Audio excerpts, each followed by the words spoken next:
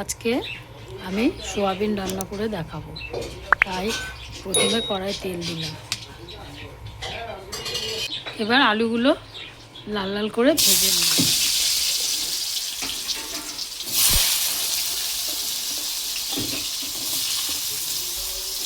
আলুগুলো একটু লাল লাল করে ভেজে নিয়ে তারপরে সোয়াবিনটা ভাজবো।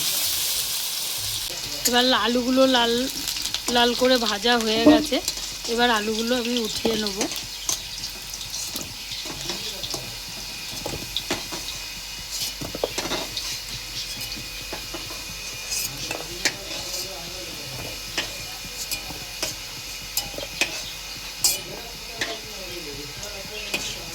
সোয়াবিনগুলো একটু লাল লাল করে ভেজে নেব। সোয়াবিনগুলো আগে দিয়ে সিদ্ধ করে নিয়েছি, সিদ্ধ করে ভালো করে ধুয়ে নিয়েছি।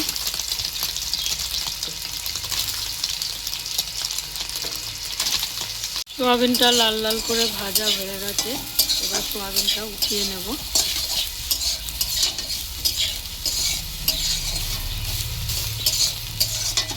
সোয়াবিনটা ঢেলে দেব।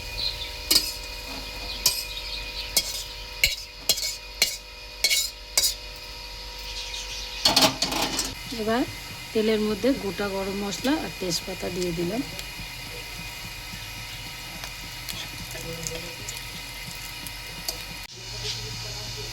এবার পেঁয়াজ কুচি দিয়ে দিলাম।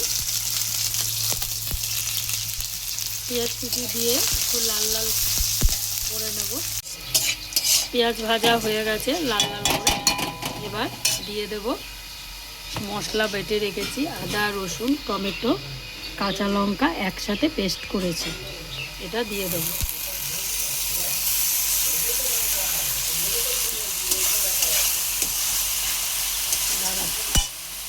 মশলার এই জলটা দিয়ে দেব।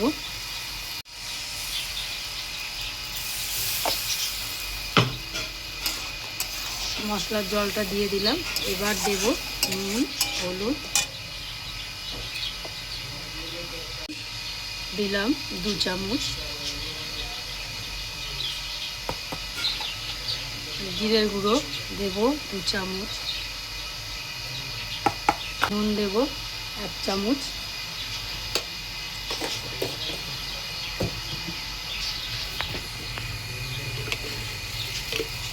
চিনি দেব ছোট চামচে 1 চামচ। এবার সব দিয়ে ভালো করে কষাবো। মশলা কষানো হয়ে গেছে। এইবার ভেজে রাখা আলু সোয়াবিনগুলো দিয়ে দেব।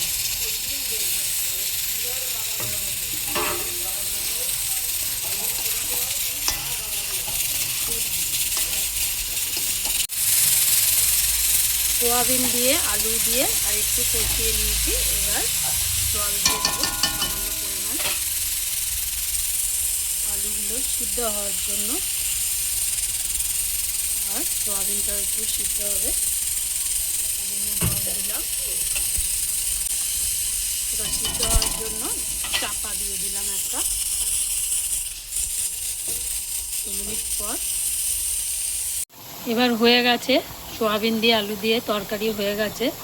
এবার একটু ধনেপাতা দিয়ে দিলাম। এবার সানরাইজ গরম মশলা দিয়ে নামিয়ে নেব। কমপ্লিট রান্নাটা।